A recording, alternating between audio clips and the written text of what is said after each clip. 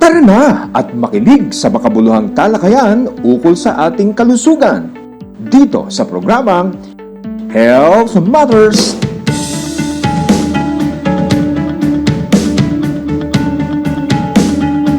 Magandang araw po sa inyong lahat. Kamusta na po kayo? At sana po ay nasa maayos kayong kalagayan at samahan nyo kaming muli sa isang makabuluhang talakayan ukol po sa ating kalusugan. Kuya Henry Gabriel po ang inyong makakasama at tayo po ngayon ay napapakinggan sa ating pong DZEM 954 AM band sa ating terrestrial broadcast. At ang INC tayo, ang Health Matters, programang Health Matters ay napapanood na rin po sa INC TV. At sa ngayon po ay naka-live tayo sa ating official Facebook page ng INC Radio. Kaya yan mag-follow tayo at mag-subscribe sa mga official social media pages natin. Para hindi lang kayo updated kundi kasama pa namin kayo sa makabuluhang mga kwentuhan at tawanan dito lang sa INC Radio.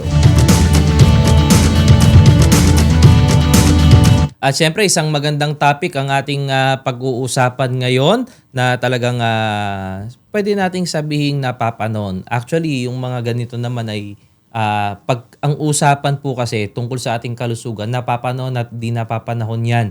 Kaya mahalaga na ingatan po natin ang ating pong kalusugan. At syempre, ang makakasama po natin ngayon, nariyan po sa Pasay City. I-welcome na po natin walang iba kundi si Doc JM Cruz. Doc JM, magandang araw po.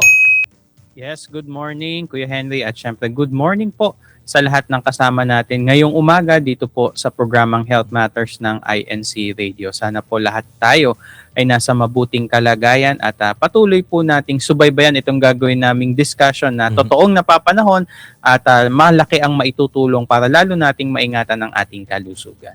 Doc, baka kasi meron tayong mga kababayan ngayon na pwede nating sabihin na masama ang pakiramdam, di po ba? Inuubo, sinisipon, di po ba? At minsan nauuwi sa trangkaso. Ayan kumbaga doon pa lang, pag may naramdaman pa lang tayong mga sintomas, mas magandang subaybayan po natin ang programang ito para alam po natin kung ano yung dapat po nating gawin. Di po ba, Doc? Yes, totoo yan Kuya Henry at sabi nga natin kanina, totoong napapanahon itong gagawin nating pagtalakay kasi nga halos lahat tayo nakabantay sa ganitong season kasi nakikiramdam tayo kung madali tayong kakapitan ng ganitong mga impeksyon, no? Yung mga nararamdaman natin na sipon, no? Yung mga pag-ubo, pati na rin pananakit ng ating katawan, no? Alam naman natin pag ganito na umuulan-ulan at medyo lumalamig na ng kaunti ang ating panahon, talaga namang kakalat itong mga problema na ito. Kaya dapat talagang magbantay tayo, Kuya Henry. So yan, ano ba pag-uusapan po natin ngayon na merong malaking kinalaman sa ating pong kalusugan? Panoorin at pakinggan po natin ito. Is it just a common cold, or could it be the flu? While they may seem similar, seasonal influenza can lead to serious illness, especially in young children, older adults, pregnant women, and people with chronic medical conditions. Influenza spreads easily through coughs, sneezes, and even contaminated surfaces. That's why one sick person can quickly infect family members, classmates, or co-workers. Knowing the symptoms, getting plenty of rest, staying hydrated, practicing good hand hygiene, and understanding when to seek medical care can make a big difference. We'll also talk about how annual flu vaccination helps reduce the risk of severe illness and protects those most vulnerable. Don't let the flu catch you off guard. Learn practical ways to protect yourself, your family, and your community. Only here on Health Matters. So yan po ang ating pag-uusapan ngayon, all about seasonal influenza. Yan yung mga kababayan po natin na recently kasi nag-uulan tapos biglang iinit ang panahon. Kaya talagang yung bunga nga nung papalit-palit na panahon, talagang makakaramdam tayo ng pagkakaroon ng sakit. Di po ba, Doc? Yan nga yung binabantayan natin, Kuya Henry, kasi nga alam natin pag pumasok na yung tag-ulan at medyo lumalamig na nga ang panahon, nauuso talaga itong trangkaso. Mhm. Flu season nga kung tawagin natin. Kasi nga dyan na tayo magsisimulang makaramdam o kumakalat, no? Mhm. Paunti-unti sa iba't ibang mga lugar. At syempre, binabantayan din natin yung ating sambahayan Mhm. kung magkakaroon nga tayo ng ganitong sakit. Kasi nga yan ay mabilis kumalat, Kuya Henry. Alam natin, Mhm. pag ang isa ay nahawa, dun sa kanilang household, mabilis din naman na nagkakahawaan. Kaya nga, kinakailangan magbantay talaga tayo sa panahon nga na nauuso ulit itong trangkaso o flu. May mga pagkakataon naman, Dok, sa workplace, di po ba, nagkakaroon din ng hawaan. At kung minsan naman sa school, di po ba, yung mga anak nating nag-aaral, ayan, mas maganda pong mabantayan po natin at maprotektahan natin yung atin pong kalusugan. Pero bago ang lahat, ay bigyan muna namin kayo ng mga additional information dito po sa ating segment na Trivia Time.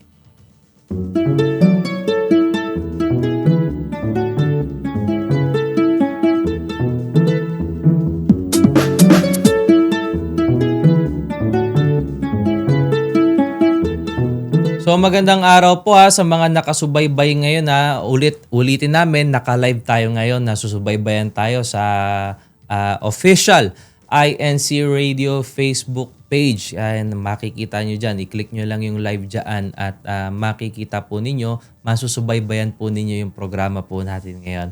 Ngayon at yung mga nakasubaybay sa atin, comment lang kayo. At sisikapin po yan na mabasa po at ma-address po ni Doc yung anuman pong inyong mga katanungan. And Doc, ito po, ready na po ba kayo, Doc? Yes po. Ayan O sige, puntahan natin itong una nating trivia. Ito po, ang sabi po, did you know influenza symptoms often begin suddenly? So biglaan pala ito. Unlike the common cold, which usually develops more gradually. So Doc, itong influenza, yung simptomas niya, talagang parang bibiglain tayo niyan. Hindi po kagaya nung common cold nga po na unti-unti siya. Kasi minsan talaga, Kuya Henry, no, yung sipon, no, hindi naman kaagad-agad na uuwi nga sa trangkaso, no. Pwedeng iritasyon lang siya, lalo na kung may history tayo ng mga allergic rhinitis, mga ganyang mga condition, no. So pwedeng sipon lang siya talaga, no? Hindi naman talaga nauuwi sa trangkaso. Pero ito nga pong pagkakaroon ng influenza o yung trangkaso po, talagang ang simptomas po niyan sunod-sunod halos, Kuya Henry. Pag naramdaman nyo na yung pag-ubo, no, na minsan may kasamang ang pagsipon pa rin. Andyan na rin yung lagnat, pagsakit ng ating mga joints o yung mga kasukasuan natin. So tuloy-tuloy na yun, Kuya Henry. Hanggang sa talagang, sabi nga ng iba, talagang nakakapanghina pag tinarangkaso kasi Opo. halos konting kilos mo lang, masama na yung yung nararamdaman mo. So talagang itong mga kondisyon na po ito, talagang kailangan mabantayan natin at maagapan po. Kumbaga doon pa lang yung trangkaso kasi sisimula po yan, Doc.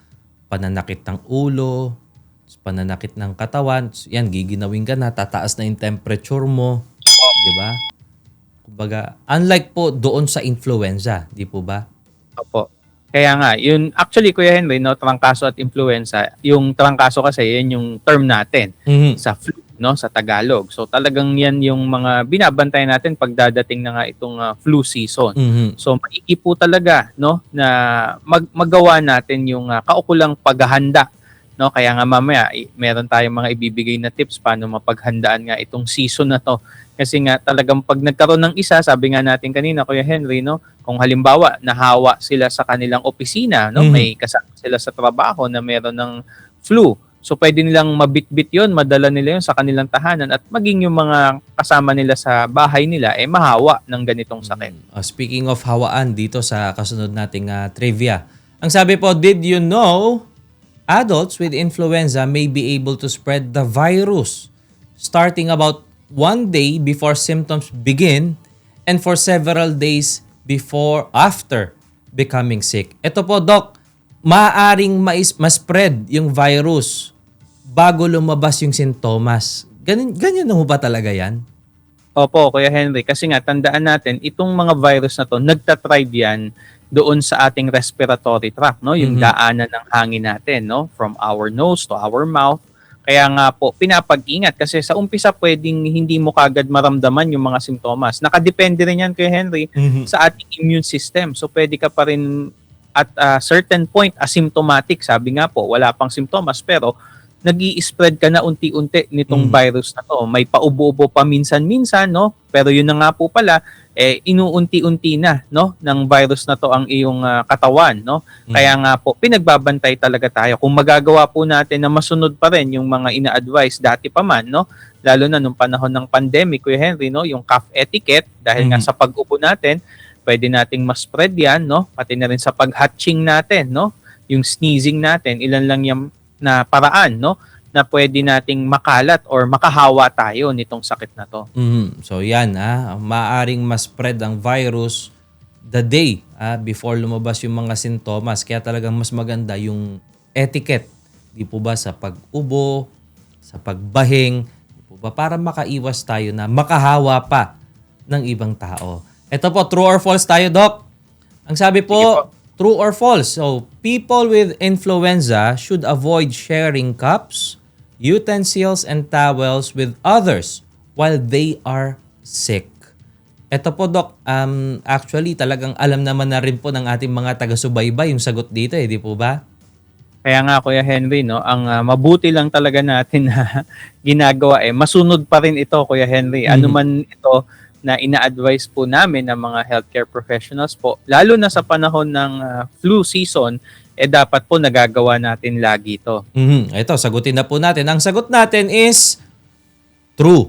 So, although influenza mainly spreads through respiratory droplets, avoiding the sharing of personal items can help reduce the spread of germs. Kaya talagang maganda pa rin na iwasan, di po ba, yung pag-share ng mga personal items. Kasi personal items nga naman yan Di po ba? Yung baso, di po ba? Yung utensils, and even yung towels. Kumbaga, maramdaman pa lang yung symptoms, di po ba? Mas magandang ibukod na natin yan. Okay po? Kaya nga po. Ang ahabol natin dyan, kay Henry, pag nagsisimptomas na lalo, kahit papaano mag-isolate, lalo na kung meron kayong mga kasama sa bahay na merong mga tinatawag nating mga comorbidities, no? Yung mga lolo't lola natin, kung may history ng mga heart problem, kidney problem, no? At lalo na yung mga diabetes, no? Sila rin kasi yung medyo mahina ang immune system. So mas madali silang kapitan itong infection na to, kaya dapat pag-ingatan din natin sila. So sabi nga namin kanina, kung nakakaramdam na kayo ng mga simptomas, sundin natin yung mga cough etiquette, at kung magagawa nyo pong mag-isolate muna, at the same time pati yung ilang mga ginagamit po ninyo makakatulong ng malaki para hindi mabilis kumalat ito sa ating tahanan. So yan actually meron tayong mga tips din through our plug ng INC Radio na makikita nyo rin dito sa ating official Facebook page. Kaya ayan po, pwede nating i-view yan, makita natin yung ilan sa mga tips dyan. Ito, yung kasunod nating trivia. Ang sabi po, did you know most people recover from seasonal influenza within several days, about two weeks, but some people can develop complications such as pneumonia. Ito po, Doc, maaari talaga siyang kapag lumala, ang nagiging komplikasyon niya is pneumonia.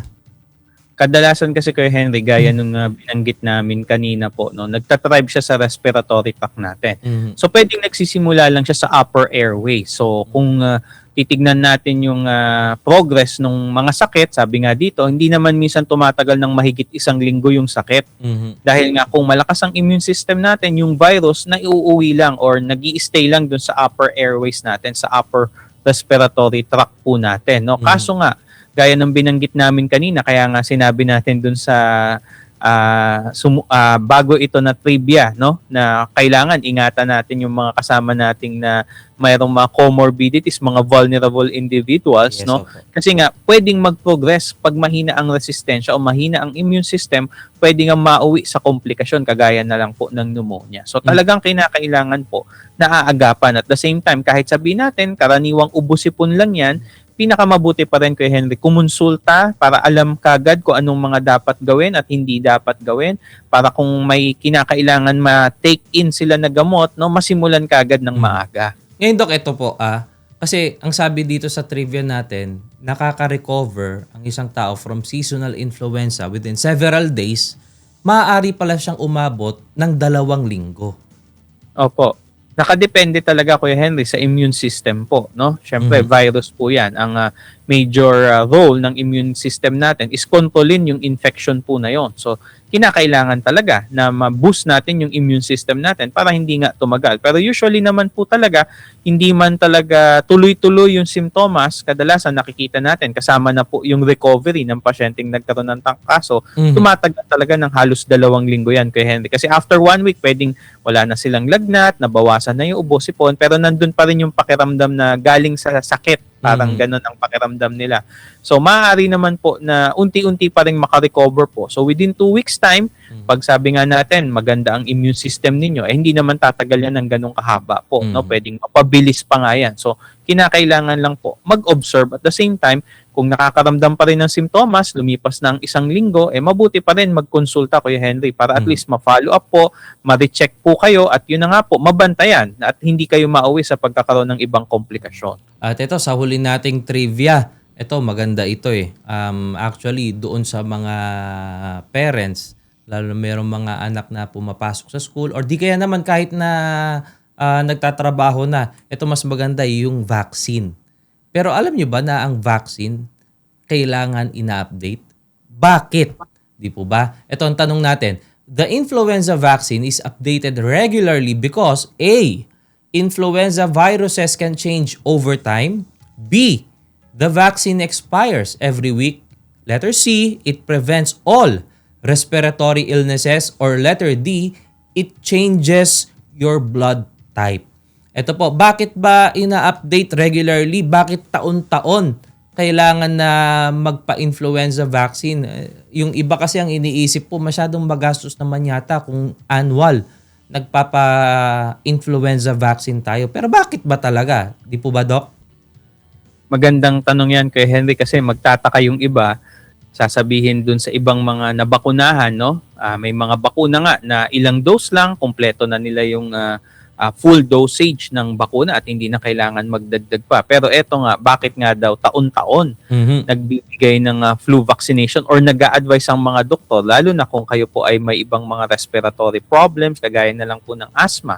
O kaya naman po, yung binanggit natin kanina, Kuya Henry, no, yung mga vulnerable individuals, bakit sila din ay ina-advise na meron din dapat silang flu vaccine, no? At ito yung dahilan yan, Kuya Henry. Tignan natin. Ito, sagot natin dyan. Ang sagot natin is letter A.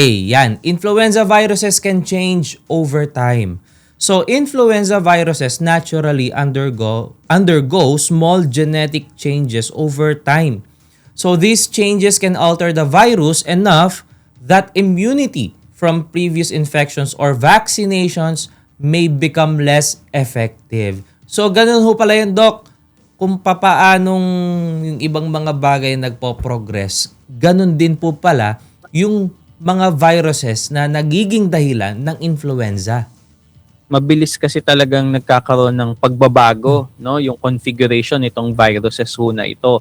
Lalo na taon-taon, syempre, lumilipat-lipat yan, no?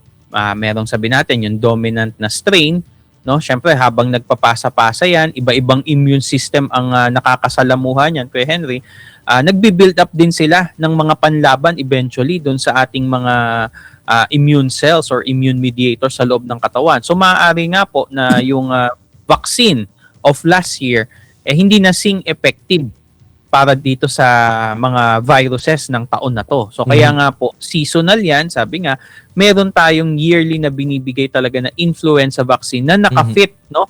Yan ay pinag-aaralan po ng mga espesyalista natin na gumagawa po ng bakuna kung ano yung fit para sa taon na to. Kaya nga kung mapapansin nyo po dito sa ating bansa, ang rollout niyan, Kuya Henry, kadalasan po, between April and May, yung mga bago, yan, kumbaga sa taon natin, 2026, no? So, yan yung best time na makapagpabakuna po before yung season. Although, pwede pa rin naman po ngayon, no? Makakatulong pa rin po yan, no? Halos 1 year ang magiging protection po nyo yan.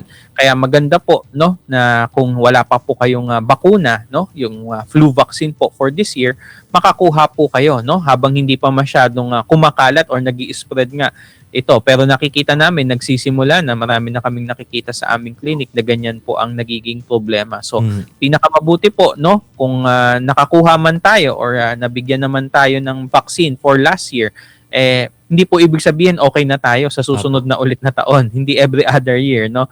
Lalo na kung meron kayong iba pang mga comorbidities. Ideally talaga, dahil nga yung 2026 na flu vaccine, Kuya Henry, yan yung nakafit para sa mga strain ng mga viruses na nagkukos nga ng influenza para sa taon na to. Pero Doc, paalala rin po natin sa ating mga kababayan, sa ating mga taga-subaybay, huwag pong ipagkamali na nakapag-vaccine na kayo ng influenza against influenza virus ay hindi na kayo magkakaroon ng sakit.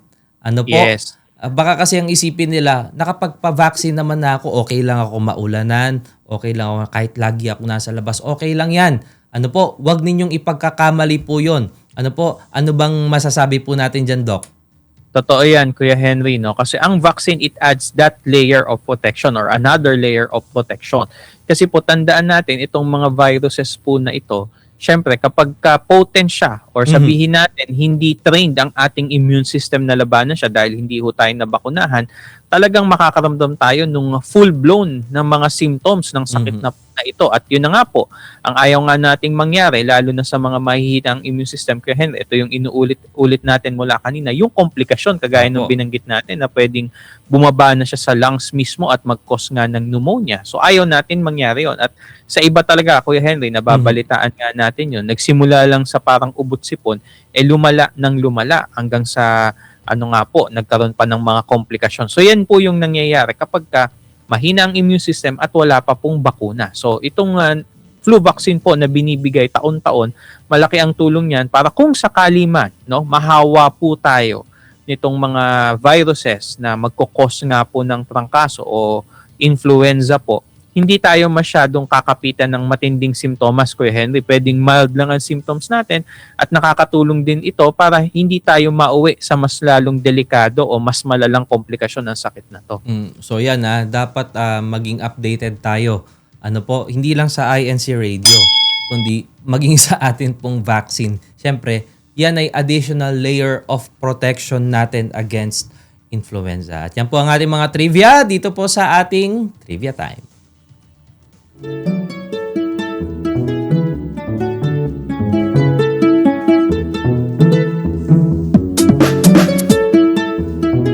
So ayan mga taga-subaybay po namin, tuloy-tuloy lang po ang pag-share natin ng link.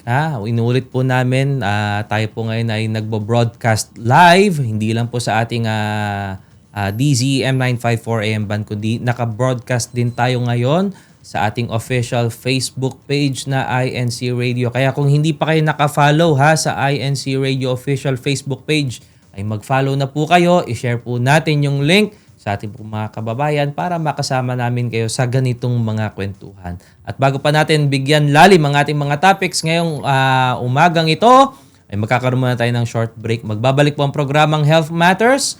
Magpapakilala lamang po ang ating himpilan.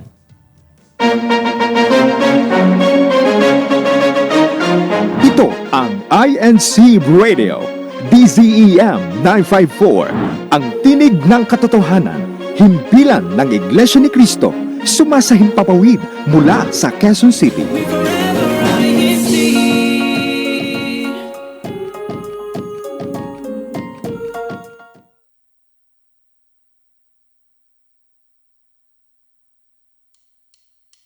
What makes a family strong?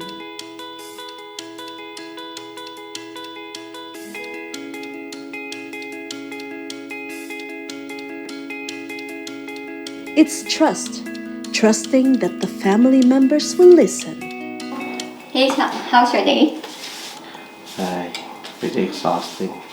Come, let's eat. You can tell me all about it.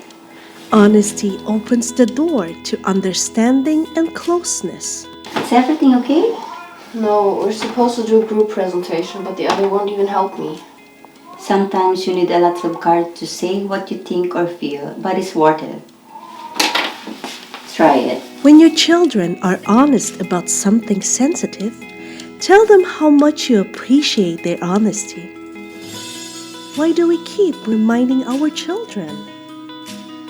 because we love them and we want them to grow up trusting our Almighty God.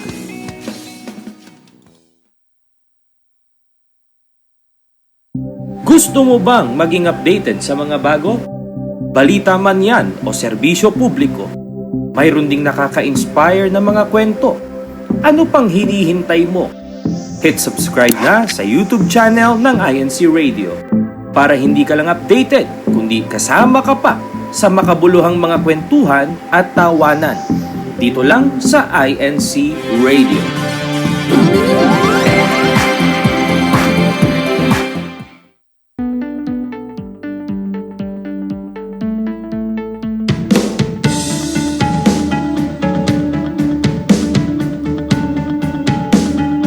At muli pong nagbabalik ang programang Health Matters. Kami pa rin po ang inyong kasama, Kuya Henry Gabriel. Kasama po si Doc J.M. Cruz.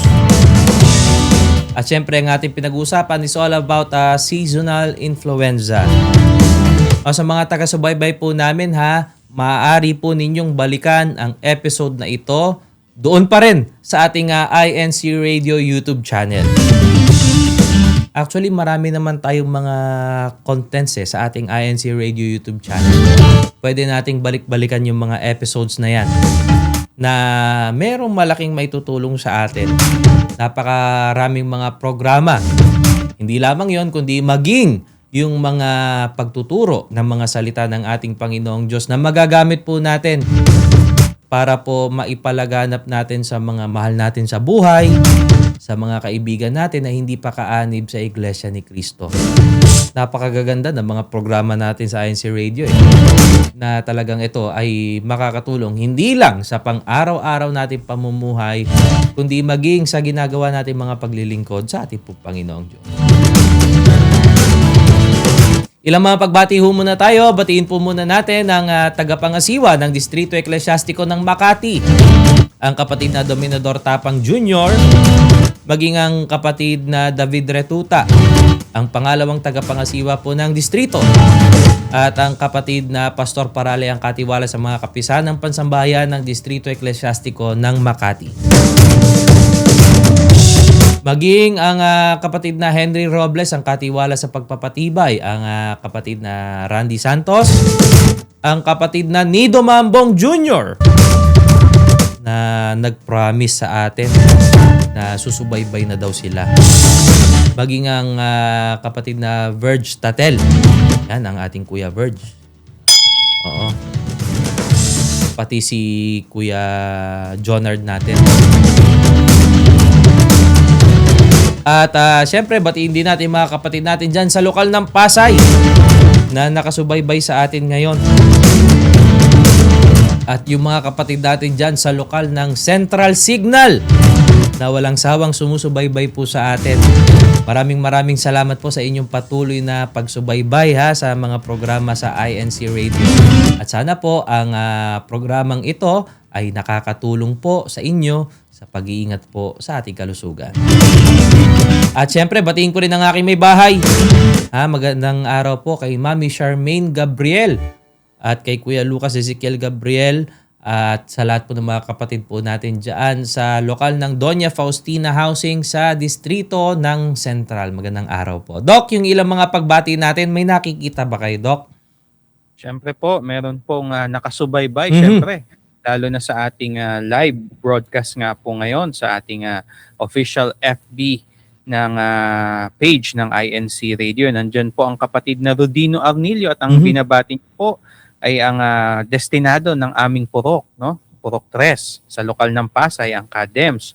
Kasama na rin po ang destinado sa lokal ng Pasay, ang kapatid na Kenneth Valen, syempre sa distrito pa rin ng Makati. Thank you so much po. Andyan din po ang kapatid na JP Gutierrez. Ayan. Happy viewing po sa ating lahat mula din sa lokal ng Pasay, distrito ng Makati. At nandyan din po ang Kaloyd Serato. Ayan. Kasama din natin yan sa lokal ng Pasay, Kuya Henry. Hello po sa inyo. At thank you so much sa pagsubaybay po sa aming programa ngayong umaga. Teka, Doc, may nakakalimutan kayo. Baka pagalitan tayo nun. Ay, oo nga po. Mahirap pag nakita na naman tayo kay Henry. Teka. Siyempre, andyan din po ang mga pamunuan sa lokal ng Pasay at syempre special mention natin ang Kababi Barceliano. Hello po, Kababi. At syempre po talagang nakasubaybay lagi yan. Pag nagkita kami niyan talagang very enthusiastic Yes. na lagi siyang nakasubaybay sa ating programa, Kuya Henry. Yan Kababi ha. See you soon, Kababi. Sana magkita tayo ulit dyan sa lokal ng Pasay. Dok, ito pag-usapan na natin itong seasonal influenza. Ito kasi kumbaga hindi rin napapansin ng ating mga kababayan. Siyempre dahil nga sa maraming ginagawa, di po ba? Ngayon, ano po ba kaibahan nitong seasonal influenza doon sa common cold? Di ba yung pagkakaroon? Kasi influenza, yan ay English term, ang Tagalog niyan is trangkaso. Pero kapag yung tipong nilalagnat ka, yan. At bakit siya, bakit nagkakaroon nito, kadalasan, ang iba, nagkakaroon siya taon-taon? Ito nga yung talagang binabantayan natin, no, tuwing dadating na nga itong flu season, sabi nga po, no. Kadalasan po yan, kay Henry, napapansin natin na dumadami, no, kapag ka nagta-transition na tayo doon sa medyo malamig-lamig na panahon. Kasi nga mas madaling kumalat ang virus kasi nga hindi na masyadong humid ang panahon natin, no. Mas tumatagal po siya sa atmosphere at yun na nga po, lalo na kung nasa confined spaces po, no. Halimbawa na lang nasa classroom, air-conditioned yung classroom, lalo na sa mga opisina rin po at syempre sa ating tahanan mismo, in close contact tayo sa mga nakakasalamuhan natin. So diyan siya talaga mabilis kumalat, Kuya Henry, no? Kasi nga nakakulob, no? Hindi na umiikot yung hangin, kumbaga nandun lang sa loob mismo. So pwede talagang magkahawaan. Kahit isa lang ang may dala ng virus, Kuya Henry, sa mga nakasalamuhan niya maghapon, maaaring nailipat niya na o naisali na. Kaya nga makakabalita na tayo sa mga sumunod na araw, yung isa lang ang may sipon, sumunod na araw, 2, 3 hanggang sa halos lahat na nung mga kasama nila doon sa kanilang tahanan o kaya naman po sa kanilang opisina, nagkakaroon na nito, no? So kadalasan kasi ang influenza talaga, may tinatawag tayong influenza-like illness. So nandiyan na yung mga simptomas na ubo, sipon, paglalagnat, sore throat, no? Yung mga simptomas po na ito, no? Talagang masasabi natin, no? Pasok siya dun sa tinitignan natin na sakit na influenza o trangkaso nga sa Tagalog. Yung common cold kasi, Kuya Henry, no, halos sipon lang yan Opo. Diba? Makati lang yung ilong natin, may konting hatching, so hindi naman halos din nagpo-progress. Pero ang influenza po pwedeng nagsisimula din sa ganon. Simula sa sipon, pero eventually nagpo-progress at nagkakaroon na siya ng iba't iba pang mga simptomas, no? At madalas yan, Kuya Henry, napakaraming iba't ibang viruses ang nagpo-cause po niyan, no? Nandiyan na yung mga rhinoviruses, nandiyan na yung mga tinatawag natin mga RSV, mga respiratory viruses po ito. Napakarami po nila, Kuya Henry, iba-iba po sila, no? Hindi lang sila iisang virus lang po na pwedeng mag-cause nga ng tinatawag din nating influenza-like illness, no? Halos hindi nagkakalayo yung mga simptomas nila, Kuya Henry. Ngayon, Dok, siyempre, kapag sinabing seasonal influenza, may season lang at nabanggit nyo nga po na talagang mas lalong lumalaganap yung ganitong influenza kapag malamig ang panahon. Possible din po ba na magkaroon ng influenza doon sa mainit na panahon? Pwede pa rin, Kuya Henry, no? At syempre nga lang, yung pag-spread niya po pwedeng hindi sing bilis, no? Nung katulad kapag lumalamig na nga yung panahon. Kasi nga, pag humid, medyo, kumbaga, disperse pa. Dahil nga din sa init, hindi masyadong nagtatribe yung viruses. Pero kapag lumalamig na unti-unti ang panahon, no, medyo, sabi nga, wet season na tayo, no? Dahil nga sa pag-ulan, no, pag-iba na ng temperatura, ilan lang yan sa nagiging daan para mas mabilis yung pagkalat nga nitong viruses. Ngayon, Dok, ito po. Paano naman kumakalat itong influenza?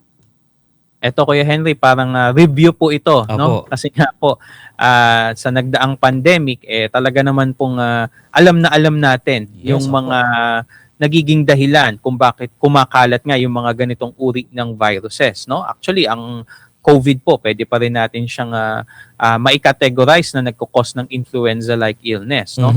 Kaya nga po ng alam natin, no, usually by droplets po 'yan. So in close contact po talaga. So meaning kung halimbawa less than 6 feet ang agwat natin, Kuya Henry, no? Although ngayon medyo malayo pa ng konti. Pero within that range, talagang pwedeng kapitan po, no? Yung kasalubong natin. Halimbawa, o kausap natin mismo ng harapan, no? Pwede nating mailipat sa kanya itong viruses po through our droplets. Lalo na kung humatching nga tayo or umubo po tayo, yan yung ilan sa mga paraan, no, na pwede nating mailipat or maikalat itong infection na to. Siyempre, yung mga surfaces rin po na nahahawakan po natin. Halimbawa, Kuya Henry, yung mga doorknob. Yan. O kaya naman po yung mga utensils, maging yung iba't iba pang mga kagamitan po na pwedeng na isasalin-salin. Yung mga halimbawa sa school, Kuya Henry, yung mga ballpen na ginagamit, mga lapis, no? Yan po, no? Pwedeng maging daan din po yan, mag-spread itong viruses po, no? Kaya po ganun siya kabilis na kumalat sa mga institutions po, no? Kagaya nga ng eskwelahan, no, ng ating mga opisina. So dapat po marunong tayong magbantay sa panahon ngayon dahil po pwede talaga tayong mahawaan. Lalo na kung in close contact tayo mismo, Kuya Henry, doon sa isang individual o isang tao na talagang nagpe-present na ng symptoms. At kagaya nga nung binanggit natin kanina, Kuya Henry, again, balikan po natin yung mga contact precautions na ginagawa natin, lalo na yung cough etiquette po. Balikan natin yon, no? Gawin natin ulit, lalo na kung nakakaramdam na tayo ng simptomas. Ngayon, Doc, kanina nabanggit nga natin yung ilan sa mga signs and symptoms, di po ba? Yung, magkakaroon ka ng lagnat, lalagnatin ka muna, pag-ubo, pangangati ng lalamunan, runny or stuffy nose, at yung pananakit ng katawan. Eto, Doc, kumbaga kunin lang natin itong cough, sore throat, and yung pagbahing, di po ba? Ano ba ang kaibahan po ng, kasi minsan inaatake ng allergy. Yes. Di po ba? Ano po ba ang kaibahan yan? Yung allergic cough and yung pag-atake nga po ng allergy, is it contagious? Paano natin malalaman po yun? Usually, Kuya Henry, pag sinabi nating related siya sa allergy, not necessarily infection, talagang tinatanong namin kailan niya nararamdaman. Halimbawa, ang paghatching niya o pagbahin niya tuwing paggising niya lang ng umaga, o kaya kapag nagkaroon siya ng contact din or nagkaroon siya ng exposure doon sa kanyang triggers o mismong allergen po niya. Halimbawa, yung mga nai-spray natin na mga chemicals o kaya rin po, Kuya Henry, yung mga alikabok, no, na-expose siya halimbawa, saka lang siya uubuhin, saka lang siya magha-hatching or magi-sneezing, no? After naman nun, pag nawala na, bumabalik naman siya sa normal. So doon pa lang alam natin that condition is related sa allergy. Pero kung wala naman ng trigger, Kuya Henry, tuloy-tuloy pa rin yung kanyang sipon, tuloy-tuloy pa rin yung ubo at may kasama ng lagnat, definitely, nag-iisip na po tayo ng infection. At yun na nga po, maaaring papunta na siya dun sa tinatawag nga natin influenza-like illness na kinakailangan talaga ng medical attention. Kasi definitely, Kuya Henry, magkaiba din sila ng gamutan. Although may mga gamot na po pwedeng nag-overlap po in terms of treatment, pero kadalasan po, nagiging magkaiba na yung management. Kung allergy lang siya or eto na nga po, na nagkakaroon na siya ng influenza. Ngayon, Doc, ito, tanong naman natin, sino po yung mga at risk sa ganitong sakit? Ito po yung talagang dapat nating bantayan. Kaya kanina pa lang sa umpisa ng programa po, Kuya Henry, nag-advise na tayo. Kasi sa totoo lang po, no, kung kahit papano naman, ikaw ay isang healthy adult, no, wala ka pang ibang mga comorbidities, lalo na at the same time, meron ka ring karagdagang mga bakuna po, lalo na bakuna para sa influenza, relatively hindi ka masyadong magkakaroon ng malalang sakit, malalang komplikasyon ng trangkaso. Unfortunately, meron po talaga tayong mga kasama na mahina pa ang immune system. Siyempre, yung extremes of ages, kung tawagin natin, Kuya Henry, yung mga baby pa lang, no? Yung mga bata pa lang, kasi nga hindi pa kumpleto ang immune system nila, nagde-develop pa lang. So, maaaring hindi agad-agad nila malalabanan itong virus po na ito. Kaya nga sa mga bata talaga, ina-advise namin kung magagawang makapag-kumpleto sila ng kanilang mga bakuna, depende sa edad nila po, kailangan ma-follow up po nila yan sa kanilang mga pediatrician. Siyempre din po, ang mga nagkakaedad na po, ang ating mga seniors, ang ating mga lolo't lola, ang ating mga magulang, binabantayan din po natin sila, Kuya Henry. Lalo na nga, kapag nagkakaedad tayo, kasabay din natin nagkakaedad ang ating immune system, bumabagal ang response nila, at the same time, humihina din po. So, kinakailangan po mas maging alerto po tayo pag may mga kasama po tayong ganyang klaseng individual sa ating mga tahanan para maprotektahan din natin sila. O tayo mismo, Mhm. huwag natin silang kaagad lapitan lalo na pag may simptomas tayo, Kuya Henry. Mhm. Kasi talagang madali silang kakapitan nga nitong sakit na to. Sama na rin natin syempre ang mga buntis po, pregnant Opo. women, at syempre yung binanggit natin kanina, no, yung may mga chronic illnesses, no, diabetes, sakit sa puso, sakit sa kidneys, lalo na yung may mga sakit din sa lungs, Kuya Henry, mga respiratory problems, COPD, asthma, sila po talaga yung binabantayan din natin. At syempre yung may mga mahihinang immune system, yung may mga autoimmune na mga illnesses, maging yung may mga sakit na cancer po. Talagang dapat iniingatan din natin sila, lalo na kung meron na tayong mga simptomas ng ganitong klaseng infection. Ngayon, Doc, ito po kasi kanina nabanggit nga natin yung sa vaccine. Di po ba? At syempre, kailangan din na yung mga at risk, di ba? Mga at risk nga ay kailangan din na ma-update ang kanilang vaccine yearly, annually. Di po ba? Iba po ba yung vaccine o yung mga vaccines doon sa mga merong chronic medical condition doon sa karaniwan lang po? Wala naman, Kuya Henry, no? Same pa rin naman po ng binibigay, no? Mhm. Kung ano yung binibigay sa isang healthy individual na nagpapabakuna para sa flu, same din naman po yung binibigay para dun din sa mga vulnerable individuals na kasama natin. Mhm. Ngayon, Doc, ito po, ano naman ang maaring maging komplikasyon kung sakaling napabayaan po itong influenza? Yan yung isa sa dapat nating maagapan, Kuya Henry, no? Kaya nga binabanggit natin kanina, kung kayo po ay meron ng mga simptomas, mahalaga na magpakonsulta po kagad. Kasi para ma-determine natin, yun nga yung binabanggit din ni Kuya Henry kanina, allergy ba yan o talagang nagsisimula ng trangkaso? So maigi po meron tayong consultation. Kasi nga po kapag hindi yan naagapan, gaya ng binabanggit rin namin kanina, pwedeng bumaba from the upper respiratory area natin, pwede nang bumabayan dun sa lower part, which is dyan na po sa ating mismong lungs. At yun na nga po, yung mga nababalitaan nyo, severe cases po na nagsimula lang na parang trangkaso nauwi sa iba't ibang komplikasyon, kagaya na lang ng pneumonia, even infection po, no, sa upper respiratory tract natin, kasama na rin ang tenga natin. So nauuwi yan, no? Kasi nagkakaroon din, Kuya Henry, no, ng worsening ng asthma and even yung mga chronic lung disease, no, yung mga iba pang sakit sa baga, kung halimbawa nga po hindi siya naagapan. Kaya nga pinapag-ingat natin sila, Kuya Henry. At the same time, dahil nga sa tindi ng impeksyon at dahil nga lagi pa rin naglalagnat, pwedeng mauwi sa dehydration, at kung kinakailangan po, kahit sabihin natin karaniwan trangkaso lang ho siya, kung nakakakita tayo ng signs na talagang critical na ang kondisyon ng pasyente at marami na nga pong nakikitang problema at komplikasyon, maaari pa rin silang admitin sa ospital para maagapan po at syempre mabantayan ang kondisyon nila para wag pang mag-cause ng iba pang problema. Mhm. O yan kumbaga mas maganda na talagang doon pa lang bago pa maramdaman yung sintomas, alam na po natin yung dapat po natin gawin. Eto, Doc, kung sakali mang umabot na doon sa influenza nga, ano po ang treatment? At kadalasan naman kasi ang ina-advise din ng mga doktor is pahinga. Di po ba? Paano natin iti-treat yung influenza maging sa ating pong tahanan? Siyempre, kailangan ma-determine natin how severe yung kanyang infection. Usually naman, kung mild lang naman ang kanilang problem or symptoms po nila, usually hindi naman kailangan ma-admit kagad sa ospital. Siyempre, maganda pa rin o pinakamabuting gawin, kumonsulta sa inyong mga doktor para at least alam nyo yung mga dapat bantayan, dapat nyo pa pong gawin at i-monitor. Kasi tandaan natin, no, napakaraming pwedeng mag-cause ng pananakit ng katawan natin, paglagnat natin. Hindi lang influenza, Kuya Henry.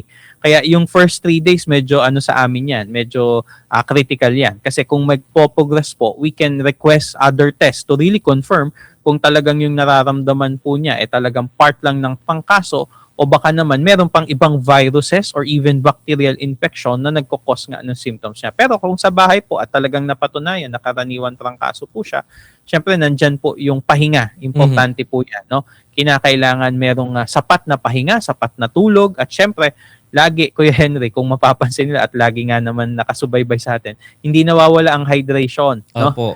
Talagang kailangan po yan. Lalo na pag nilalagnat at tuloy-tuloy na nagpapawis po, pwede tayong ma-dehydrate. At kung kulang tayo sa fluid, mas mabagal ang recovery natin. Mas manghihina tayo. Lalo na talagang maaaring mauwi pa sa komplikasyon. So dapat na ma-manage yan properly, no? Kaya yung sinasabi namin na uminom kayo ng maraming tubig, hindi lang yun ina-advise, no? May Opo. dahilan kasi doon talaga, Kuya Henry, no? At nakakatulong ng malaki yan para mas gumanda yung blood flow sa buong katawan natin. Siyempre, pwede rin tayong magbigay ng ilang mga gamot kung kinakailangan po as per advice ng inyong mga doktor. Dapat po magpakonsulta muna yung mga binibigay natin para sa lagnat, no? Yung mga karaniwang antipyretic, kung tawagin po natin, nagbibigay tayo niyan. Ngayon, sa iba, kung kinakailangan po, binibigyan talaga namin ng tinatawag nating antiviral. At syempre, yung iba, inubo lang, sinipon lang, agad-agad humihingi ng antibiotic. Hindi po sa lahat ng pagkakataon. Huwag niyong iisipin na ang doktor nyo hindi magaling na doktor kasi hindi kayo binigyan ng antibiotic. Kasi may mga condition po na kung talagang virus po yan at inubo kayo, sabihin na natin, kung minsan hindi po naman talaga kailangan agad-agad ng antibiotic. Ngayon, may mga iba kaming nakita, may iba kaming na-examine sa inyo, definitely i-recommenda namin kaagad kung ang tingin namin bacteria ang cause at hindi virus. So usually, Kuya Henry, talaga yung karaniwang pang kaso, lalo na kahit may ubo at sipon po sila, hindi naman agad-agad kailangan mag-antibiotic. Ngayon, may mga nakita ang doktor na problema, issue sa kanilang sakit, definitely po kung warranted na sila ay bigyan ng antibiotic, agad naman silang re-resetahan, Kuya Henry. Kaya yan paalala po sa ating mga kababayan at sa ating pong mga taga-subaybay, kung naka-experience ng influenza, huwag kagad iinom po ng antibiotic. Mas maganda, ikonsulta po muna natin yan sa ating mga healthcare professionals, sa ating pong mga doktor, para po malaman natin kung anong medications ang dapat po nating i-take. Ano po, maaaring antiviral yan, di po ba? Huwag po basta-basta na iinom ng antibiotics. Ngayon, Doc, paano natin mapoprotektahan ang ating pong pamilya, lalo na kapag dumarating po yung flu season?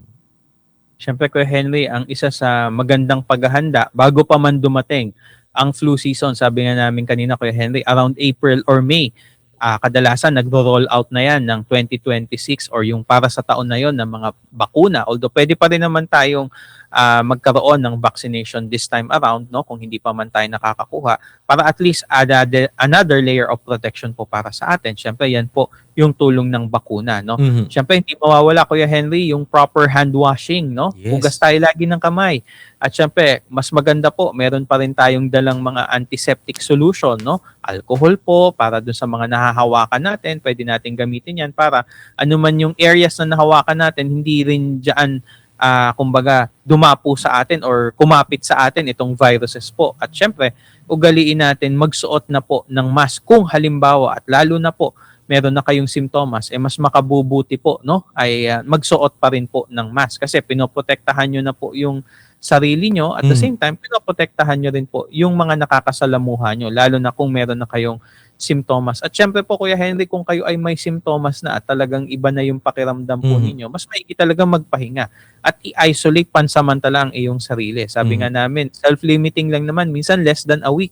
3 days time, medyo nag-i-improve na yan, Kuya Henry, lalo na kung malakas ang immune system. At sa iba nga, sasabihin nila, isang araw lang halos nilagnat, Kuya Henry, isang araw lang yung matinding simptomas, the rest of the week, halos wala na po. So, maigi pa rin po na mabantayan at the same time, makapagpahinga kayo ng maayos para hindi po lumala yung condition po ninyo. At syempre po, no, cleanliness pa rin, Kuya Henry, no? Paglilinis dun sa mga areas po na kumbaga pwedeng kapitan itong mga infection na to. And Doc, lastly, ano po ang kailan natin dapat kailan natin dapat gawin na mag-seek na tayo ng medical attention? Importante, Kuya Henry, no, hindi natin ipagpaliban to.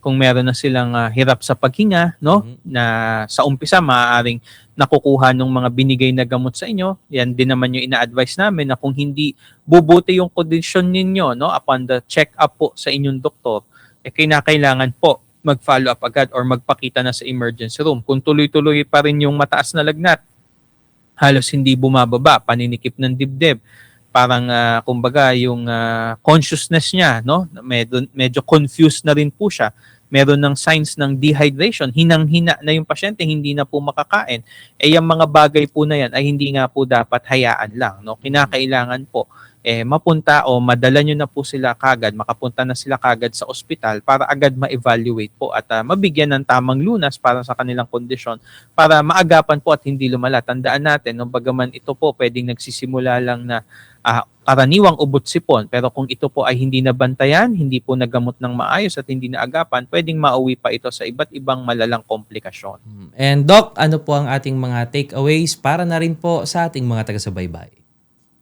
Siyempre, Kuya Henry, pag-ingatan natin lagi na, lalo na nasa panahon na po tayo ng seasonal flu, no? Kinakailangan po talaga na mabantayan natin. At siyempre po, iyan ay pwedeng mauwi nga sa komplikasyon kung hindi po agapan. So, seek medical attention early on po, no?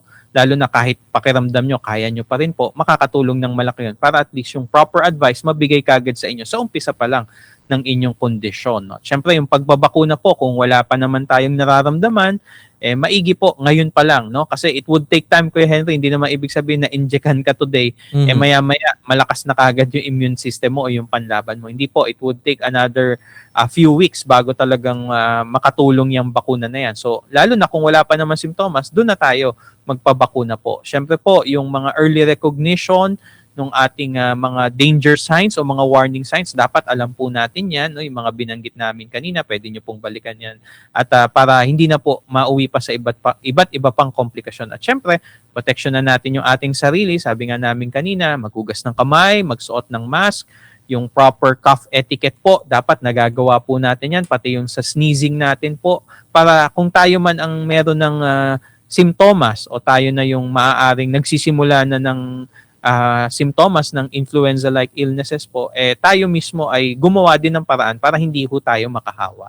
Ayan, sabi nga po ni kapatid na Alma Velasco, mag-iingat po mga kapatid, masama ang panahon ngayon at palagi ang pag-ulan, kaya ayan mula po siya sa lokal ng Plaza Quezon sa distrito po ng Makati. Doc, maraming salamat po at napakalaking tulong po ang naibahagi niyo po sa amin ngayon, lalo na po sa ating mga taga-subaybay. At syempre, pinasasalamatan po natin lahat po ng mga nakasama natin, mga nakinig sa ating terrestrial broadcast at mga sumubaybay po sa ating official Facebook page. At syempre, nagpapasalamat tayo sa ating mga tech on board, Kuya Daryl Perlencabo at kay Kuya Arnold Cabatic. At ang aming pong pagpapasalamat sa ating INC Radio Station Manager, ang kapatid na Wally Taray, INC TV Station Manager ang kapatid na Bernard Dolyasin at sa head po ng INC Media Productions ang kapatid na Montreville Boy. At ang aming pong pagmamahal at pagpapasalamat sa ating pong Deputy Executive Minister, ang ating pong SEBC President and CEO ang kapatid na Angelo Eranio Manalo at higit sa lahat sa ating pong Executive Minister ang kapatid na Eduardo V. Manalo. Maraming salamat po at mahal na mahal po namin kayo. At maraming salamat po sa inyong lahat at sana po ay nakinabang tayo at naragdagan ng ating kaalaman sa pag-iingat sa ating pong kalusugan. Muli po Kuya Henry Gabriel kasama po si Doc JM Cruz dito lang sa programa na kung saan mahalaga ang inyong kalusugan, health matters. Bye-bye po! Naway nakatulong sa inyo ang ating ginawang pagtalakay ukol sa ating kalusugan. Hanggang sa muli, dito sa Health Matters.